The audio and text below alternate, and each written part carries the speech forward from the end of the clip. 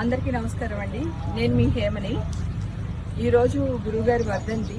అది నాకు అసలు మైండ్లో కూడా లేదు.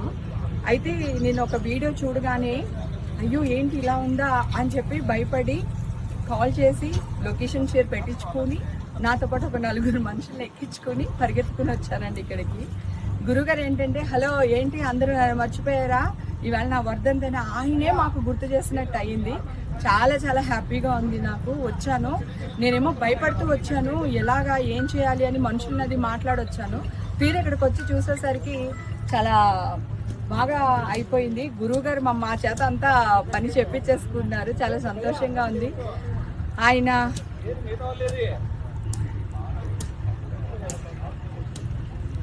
ఆయన బతుకుంటే నా లైఫ్ మరోలా ఉండేది. సో ఆయన చనిపోయిన తర్వాత కూడా మాకు అందరికీ గుర్తు చేసి ఇక్కడికి వచ్చేటట్టు చేశారు.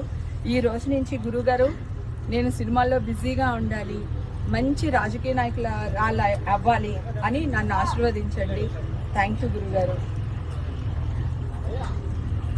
థ్యాంక్స్ అండి.